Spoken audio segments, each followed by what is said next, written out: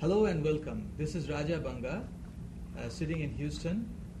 Today we are going to interview Mr. Mrinal Chowdary and Mrs. Ruma Chowdary. This project is for Foundation for Indian Studies and Indo-American Oral History Project. This is in collaboration with Houston Public Library and Houston Community College. So Mrinal ji, I would like to ask you, starting from your where you were born. I understand you're from India. So which city of India are you from? In fact, I was born in 1939. It's a long time ago, but it was before the partition. So I was originally from Bangladesh, but we migrated to Calcutta maybe 46, 47 time, and when I was a little boy. So that is the original place. Then actually I grew up mostly in Calcutta most of the time. So, and I studied in Calcutta in the school life, and also I studied in chemical engineering in Jadavpur University. Okay. And I started working in India. And I worked there for 4 or 5 years. Then I decided to come to USA on immigration. Okay. So why did you take that decision? Was it really speaking, that is become purely an arbitrary. At that time, if you remember, you do not remember because you was maybe not born at that time. The Kennedy time had passed, a Congress passed for immigration from the Southeastern Asian countries. Mm-hmm. About, I think that, I remember, is like almost like 60,000 engineers, doctors, and accountants. And I happens to be one of them. I just arbitrarily decided to come. There is without knowing anything. I was working there, and I thought, the working condition is not that time always.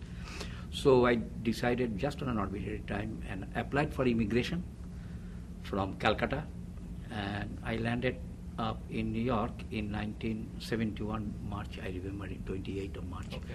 Without knowing anything. I had only $400 in pocket, and I have no job, and I have no place to even stay.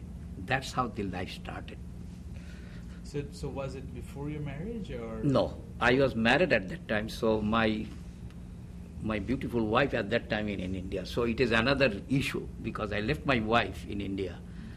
We got married in maybe 6-8 months ago before I came over here. So it was another situation. Must have been very difficult. A very difficult time. So she was there. I came here, and I have no money. $400, no job, and in this country, I say we always call India, USA is a country of opportunity. So, and then initially it was very, very difficult. It is uneven, the situation, because I don't have any place to live even. So I happens to stay in a tiny little place in a hotel type of things with a friend of mine who came 6 months before. Okay. So and the bed was so small that we cannot even sleep together. We have to go inside and then like that. That's how the life started. But unfortunately, there was at that time there are many immigrants came with my background, even younger, because I was already 6 years job in the USA. Most of the immigrants that came, they're out of school. Okay. Out of school. So they don't have any issues because they don't left anything in India. So they just came from here, just fun. So, and they were having some fun in coming to New York. And I happens to one of them, and I joined them. And I have one of my cousins is also there. So I just had a very good time with them because they are younger than me.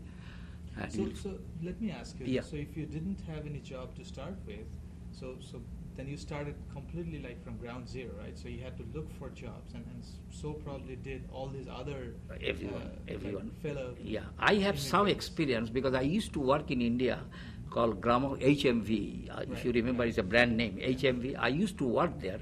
So I have some experience in record manufacturing, which is an art. Also is an art and science together. So I happens to work there for 2 years. So I have some experience in the the engineering field. But I wanted to change. When I came to USA, I thought actually I'm going to change because I always like to do the design work. Sitting in the office and do the design and don't go to the plant. That was the idea. But when I started thinking about it, by that time, the Kennedy passed the bill of having some immigrant. The economics changed. There was no job, absolutely no engineering job at that time in 1971. So it is a horrible time. All my friends or all my cousins and all the younger people, nobody has a job. They used to work in most of them used to work in small banks, like doing some clerical type of jobs. That's how they started. And I didn't want to do that one. And then I thought, within 2 weeks, I thought actually I'm not going to get any design work because I don't have the design experience. But I like to be there. So I started looking for record manufacturing company where I can find some fit. So within 2 weeks, I got an interview. First of all, in a record manufacturing company. And I called them, and he says, okay, come for an interview. And I said, how do I go? He says, oh, come over there, and then you take your car and all these things. I says, I don't have any car. Because then right away he hung up. He says, okay, if I don't have a car, that place is such a remote area, in a New Jersey area, so there is no way to go there. So I started looking, at that time I started understanding this country. And he says, oh, I found a yellow page. So I looked into the yellow page, and I found some engineering record manufacturing company right on the Manhattan area, on the Hudson, and they're on the 5th floor of the one. So I called them, and I said, okay, can I have? So when I met the manager, the production manager, he said, okay, come to next week. So I go next week. And I started telling them I have some experience. So the interview that you had was over phone, and he asked you to come, or next, because he says because I can use the subway, because it's the Manhattan. Yeah. Because then I decided I cannot get a job where I have to drive because I have no car. So I found it. Did you feel that the difficulties? Of course, we all do. Our accent and coming from a different country. How did you overcome it's that? very, very difficult. It was so difficult because I didn't understand we what all that have was. Stories, right? Same stories, So finally, it is a very interesting story because finally, we going 2-3 times to this guy, and he says, okay, I was telling them my experience about the record manufacturing, Initially, he didn't believe, and I says, okay, I have an engineering degree, and he was really looking at me. He was in the impression in India there were hardly any engineering college. So I said, are you a engineering degree? I says, yeah. So I showed my one, and I have the experience. So very reluctantly he says, okay, come next week. Okay. And he gave me $100 a week job. Okay. And it is almost like a manual job, I had to take this, these things from here, taking that one. And within a week, I found that company. It's a very interesting story. That company, the record manufacturing, they're rejecting. There is a small lab type of things where you test this the record. It's called master records before it goes to the stamp manufacturing. So I was looking at that one, and I says there are a lot of rejection that coming within a week. Then I looked at it. Back in India, we had the same thing, but knowing the India, we never do the rejections. So my office next to the testing lab. So that one guy was listening, and then he do the repairing work on this master. It's called the master plate before it goes to the stamping. So I told him, why you're rejecting it? This can all be reported. Many of them can be recorded because he's electroplating. He said, one. He didn't initially believe, then I convinced him, and he said, what do you need? I said, I need a microscope and a small pin that I'll make it. And then I started with the same lab, where they are rejecting it. I started testing it, and believe me or not, I saving a lot of stamps. And that manager was so impressed. He called the owner of the company. He came to me within a month. And they were so impressed because I was salvaging all these ones. They saved a lot of money. And then he increased my salary to $160 a week. Okay. That's how they started. And I was there for maybe year and a half, or maybe year and 8-9 months. Finally, he gave me an offer because they're opening an office company in Kentucky, and he told me, why don't you go and lead that company? But at that by time, I was studying part-time on a chemical engineering master degree.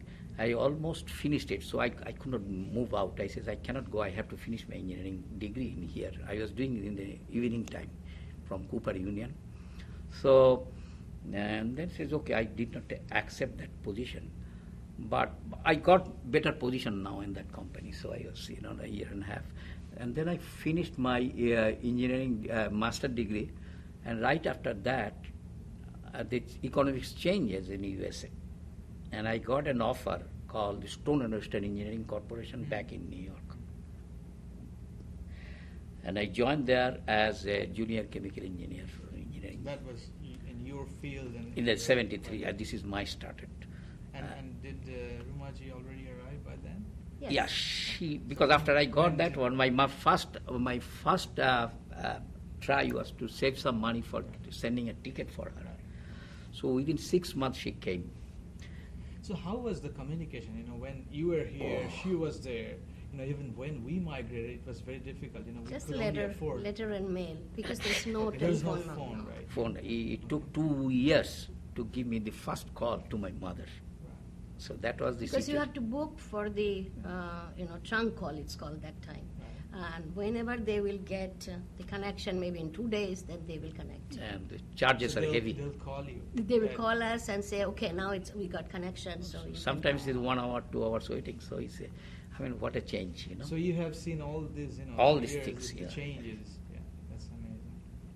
So then let's continue. So that the first real job in your field, that was in New York area. In again. New York area, Stone and Western Engineering Corporation, I started that one. I was really excited to get it, and I had a business card at that time. I was so pleased to see my business card. It's called the Mrinal Chowdary engineer, junior engineer. So that's how I started, and believe me not, I survived in that company for more than 42 years.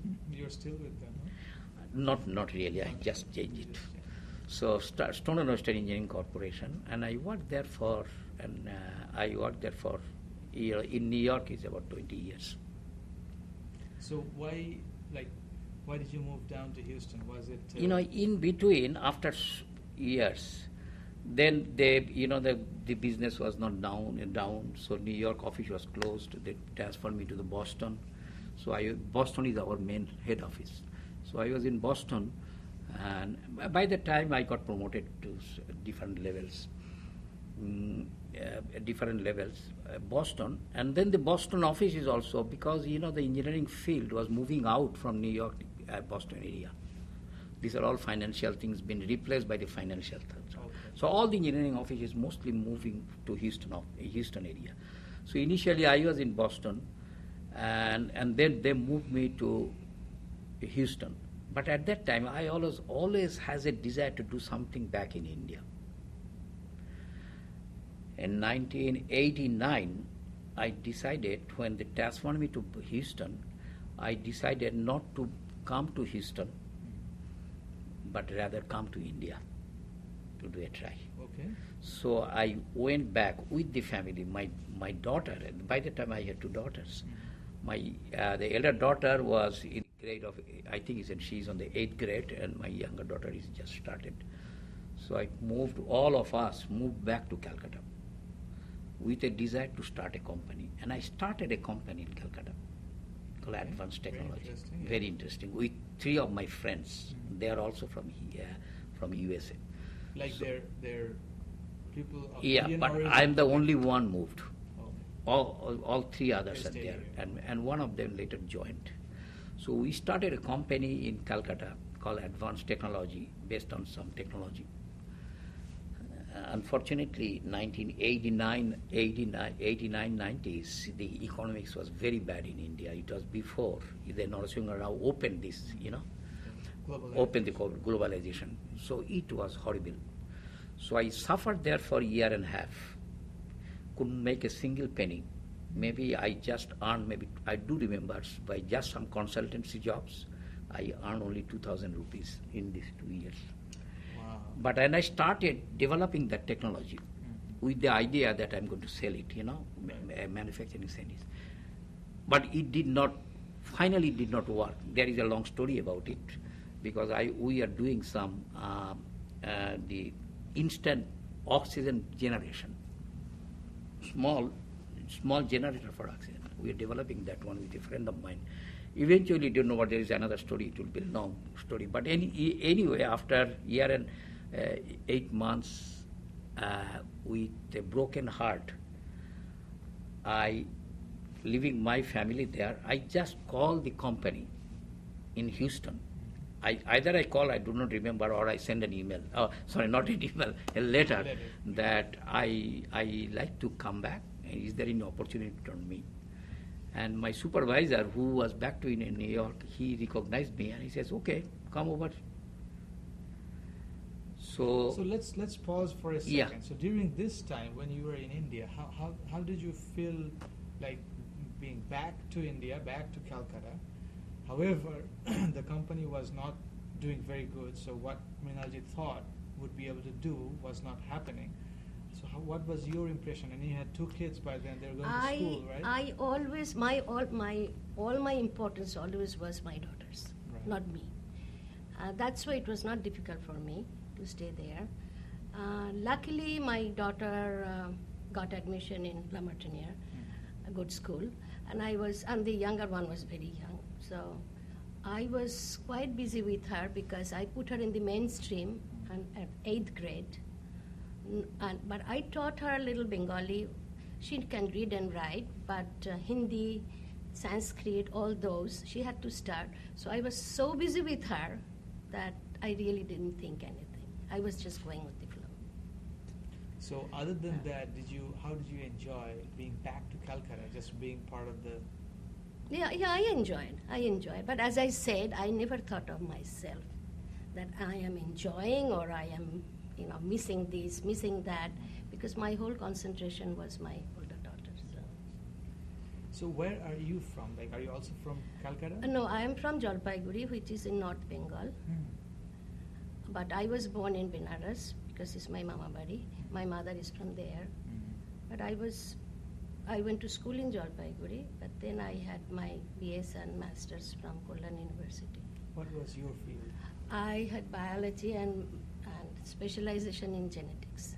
Wow, okay, that's quite high tech. So did you pursue anything over here? Yes, I was kind of lucky in a sense. When I came, right after I did my master's, and I was so young, hardly 22, and maybe that's why, ignorance was bliss. I didn't know anything, and that time it was not globalization. People didn't know anything about America, nothing, not like today. Right. And the language, I never thought that I would have problem. It was at so much innocence that I didn't have any problem.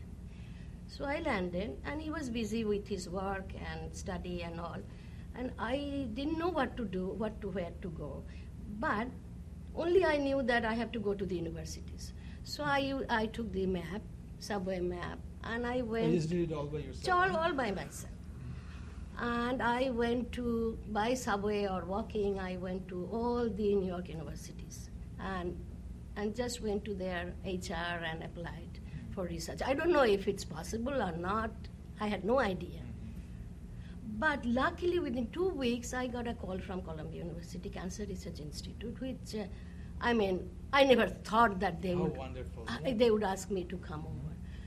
And then I got interview, and they asked me, and they said if you can start with us as a research assistant with the project. And he was trying to convince me that Columbia is so well known and this and that. So he was trying to convince me to join, but I was thinking, oh, I'm so lucky. He said, but you have to work for 3 days. You will get paid for 3 days. 2 days is the voluntary. You have to do that. But I had no problem. But I was so surprised and I was so happy. So I didn't have really any problem as an immigrant. Only thing that time they were not exposed to Indian culture or education or anything. People didn't know about Indians. Like when it's a very funny story. In 1973, we were going back to India for visit, and our secretary was asking me, so how you are gonna go from airport to the house, by elephant? And I said, yes, because otherwise maybe the Royal Bengal tiger will attack us. They were so ignorant about India, and they didn't know that Indian people are educated and smart. So, because we are the first ones who just trying to maybe impress the American people with our education. But anyway, then I was lucky with my boss and with the whole group. I kind of grew up there in the lab. And, and my boss was very nice, and he said that with your project, you can take it as a PhD degree, but I have to do some course credits. Of course. But that time, Columbia University, if you don't know, it's in the Harlem area, and it was the worst area. And right that time, I think one very well-known law professor was killed right outside the campus, just for robbery. It was so bad, and people cannot take subway after evening. So I had no way of studying. So it's a tragedy that I did my work, but without the credits, I couldn't get the degree. My PhD degree. So, but What a regret, huh? it's a regret. At the beginning, I regretted very much. Then he got an assignment, after 6 years, he got an assignment in Tokyo. So we had to move to Tokyo, and I was very, very upset because I had to leave my work. But this I have to tell you because I believe in that. One of my friends told me that time, don't be upset. You are doing research. Okay, quit that research, but take it like to raise your kids, it's a research project for you. And believe me or not, I took it as a project. But I didn't get a degree for that, but I really seriously took a project to raise my children. What an ideal mom. No, I mean, I don't know. Somebody told me, and it got into my head that this can be a research project. So how was the experience in Japan? Oh, it's wonderful. It's wonderful. We were there for 3 years. 3 years? Yeah. Okay. And that was with your same company this time? With the same company. Because same company we were assigned in Japan for 3 years, at different times. I've been to many countries like that from the assignment. And when, as I said, from India, but very hesitantly I came to USA, not thinking that coming back. Came to New Jersey, New York area because we have some friends. Then I called them up, says, okay, come to Houston. And I came to Houston and saw my boss. They immediately gave me an appointment. And I was put in a project, in Malaysian project. Malaysian project's been designed we're in the design phase. And believe me, and what happened is that I got so much absorbed into the projects, I could not tell my boss that I have to go back because I didn't end up in coming back to here. So everything was just loose back in India. My wife is there, my daughters are there. We don't know what to do. I just came very casually to join there. But I got so much involved in the project, there is no way. And I said, I have a return ticket, I have to come, I went back. The project manager said, hell with it, what is the money? And I says, okay, this money, we'll pay you. Don't have to, you cannot go now, because I got involved very much into the project with the client and all these things. So I couldn't go. She has to manage everything. But then we decided that there is no way we're going back. So we had a house there, apartment. We are building a house there in Calcutta. And she has to manage everything. And then I decided after 6-8 months, I said, okay, I cannot go back. She has to manage everything, winding it up. We had a car also, everything, plus selling the property. Yeah. So those she has to do with taking care of this. There is no way that I could not go because I was absorbed in the project. So that was quite challenging time, Rumaji, yeah. for with the kids and doing all that it all was, by yourself. It was. But my daughter was very helpful. She was only 13, but she was like my, partner. So between two of us, we did. I never thought it was difficult. So. managed it, sold the house, sold the property, end up the apartments, came back to USA. That's a USA back to Houston. Initially, I really suffered almost like a year and a half. I have to tell this story. Year and a half, I was suffered, because it is a defeat. Looks like, I went back, I like to do something back in India. It just didn't make it. So it was really disheartening. And I was really depressed for a year and a half. But then I started doing some meditations and, soul searching and other things. And after few soul searching things, I came out of the whole thing. And I decided to be a citizen of the world. That is the day I thought actually I'm not belongs to any country. And I strongly believe on that things. I belong in here. And I took my USA citizenship after that one. And I thought actually, what does it matter? Where do you live? It is the mind that it is, So I have tremendous connections back to India. My heart is still there, but I physically living there. And then I thought actually it doesn't matter, where do you live? So Bengali and the Nobel laureate from Bengal, Tagore, there is always a very strong connection. Are you somehow related, or to the philosophy, the works that Tagore? Yeah. When you start talking to the Bengali, we always started ending up with Tagore. What do you think? He's a universal man. I think we know the Tagore very much. But the whole philosophy of the universalism, that you belong to the world, it is a Vishwakovi. Tagore we call as a Vishwakovi. Yeah, the poet of the world, Borderless global mind. Is a global mind. So that helped me to came out of the whole, the whole depression that I had. I belong to India, I could not do it, and I tried to do it. I tried to help my country, So it came out, and I become and from his philosophy, I become a universal man, as a global citizen. And believe me not, back when I was in New York, I was the secretary of the Tagore Society of New York. Back when I came to the Houston, there is a Tagore Society of Houston, and I belong to this Tagore Society from the day one from there. And I strongly believe on that one. I believe there are three in my life. I really admire three people in the world as a universal man. One is the Tagore, which is the Vishwakovi. Another one is the Gandhi. He make a movement, Gandhiji is make a movement, non-cooperation movement, and he is the most successful in this 20th century in achieving some things. Number one is the decolonization started from India. He is the pioneer.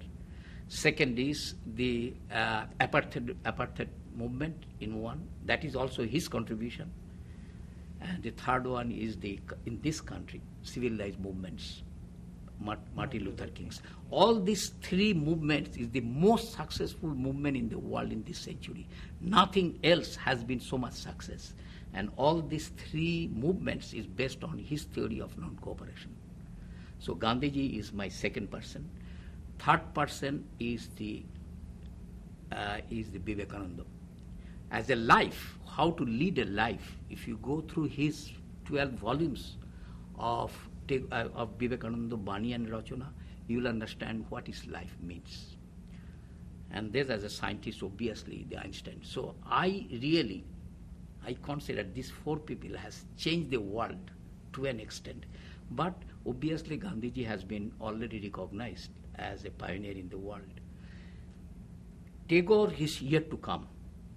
Tagore, we call Tagore is a poet of the world, but the world does not know to that. So we are making a movement. You are also part of this Tagore Society.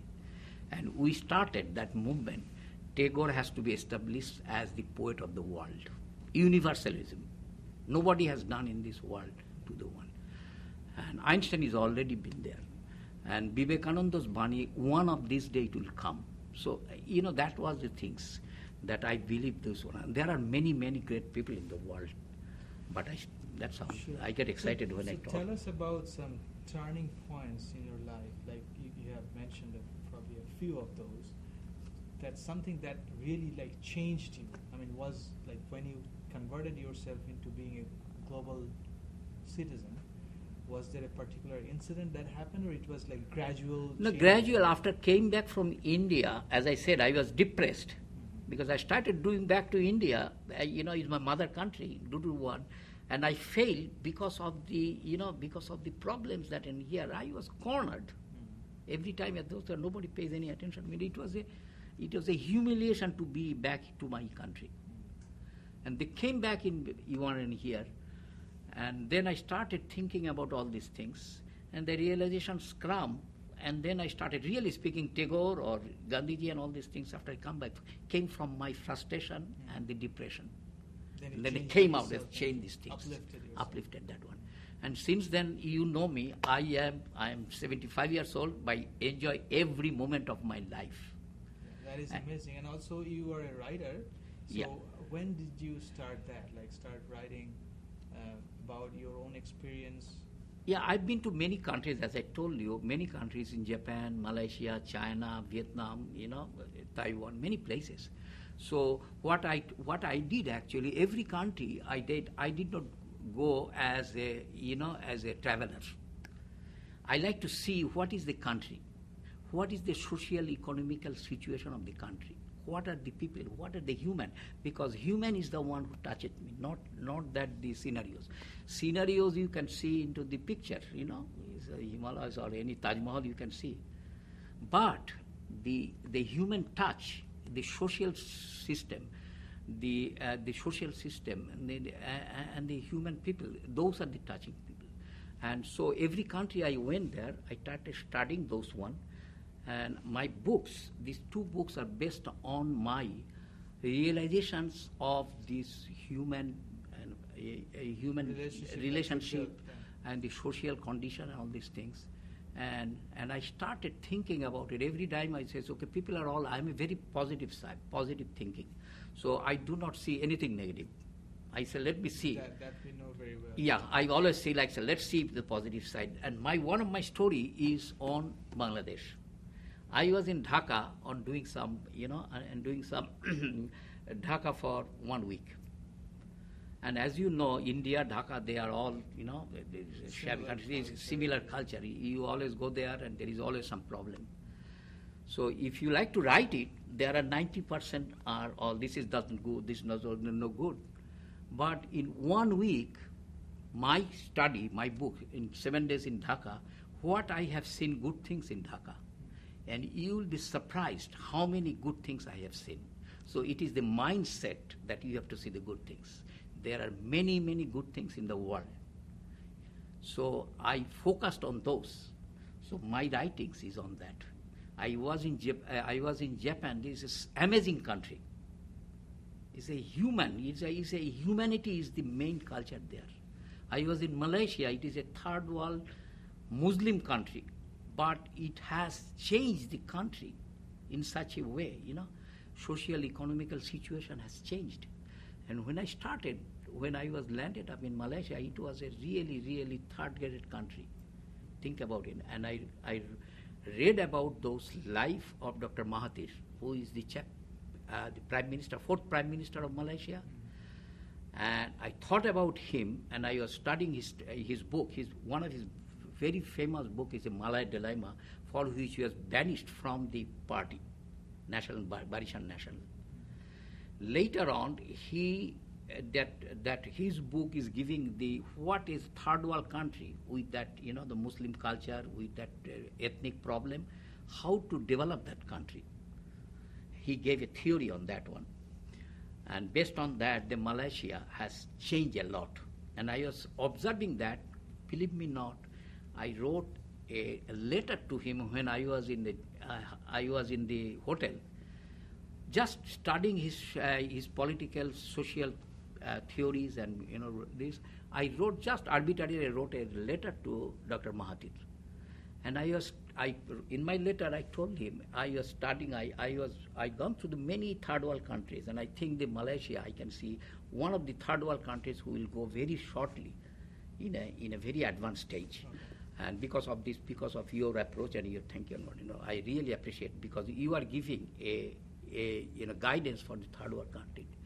Believe me or not, within 1 week there is a phone call to my wife who was in the hotel. That is the secretary of the Prime Minister. Called me and says, okay, Prime Minister saw your letter and he likes to see you. She was really surprised. She called me in the office. I was in the Petronas job. In the Petronas is one of the, the oil company. And I was surprised to give a, invitation from them. I called back and he says, okay, come over. Because in my letter I gave him, if you get a chance, I need to meet you. Anyway, he honored me and he called me come over. So I was telling my manager, project manager, I have to take such and such time off because I have to, where do you want to go? I have to meet Prime Minister. He was really surprised, what do you mean?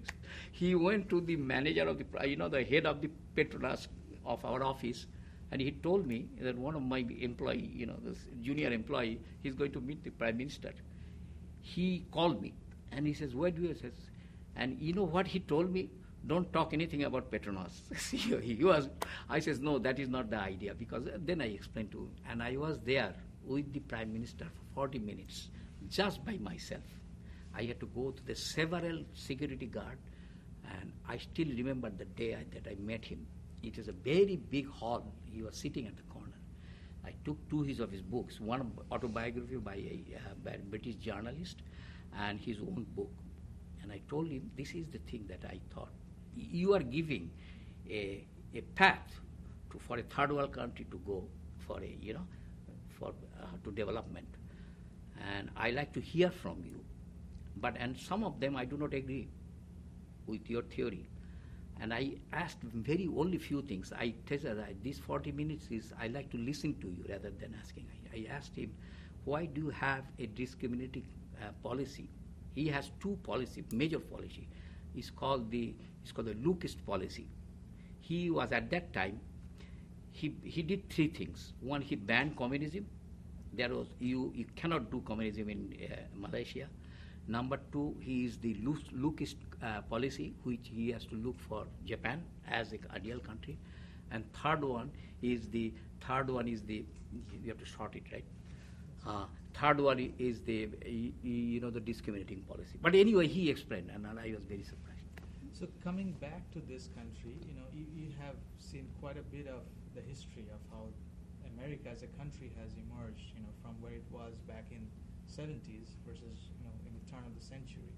So, tell us, positive stories and maybe not so positive stories in terms of, did you feel any discrimination at any point of time, starting your career, or was it all very good, all positive?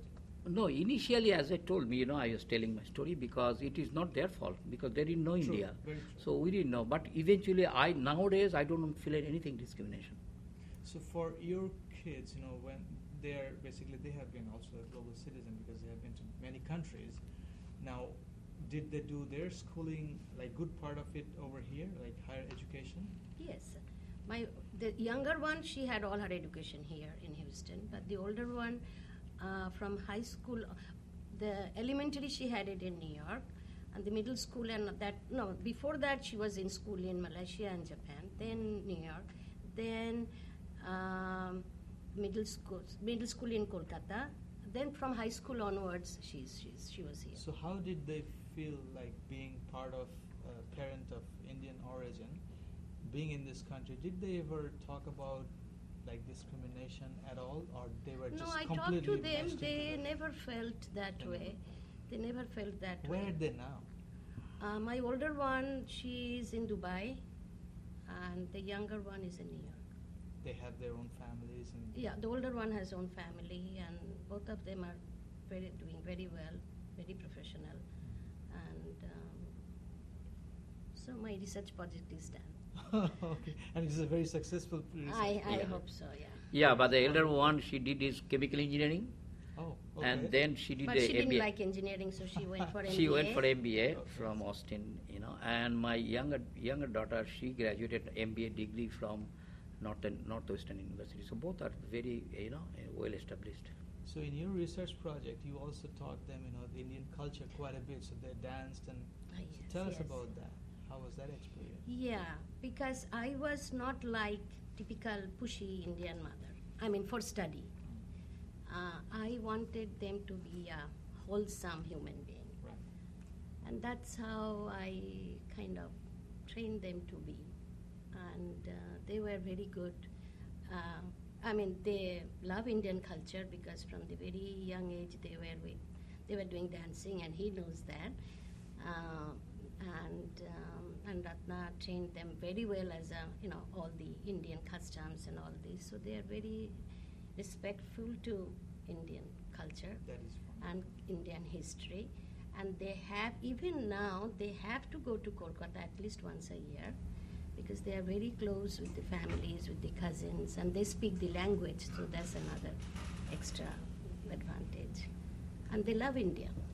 Wonderful. And my younger one, when she was in high school, she had a dream to be Prime Minister of India someday. So Okay. that was That dream is still there? No, but she loves India. Nothing is impossible. Yeah, nothing is. She loves India. She loves Indian history, and so I'm happy that they are a wholesome Wonderful. Indian American. Wonderful. So Yeah. we have just heard about this wonderful couple, Mr. Mrinal and Ruma Chowdary, and their journey from starting from Kolkata, a part of India, and then all the way to New York, Houston, and also their global wanderlust. And they have gone to many countries and they have raised kids. They're global citizens as well. So I think it's a wonderful story. Thank you very much for sharing with us. Thank you. Thanks.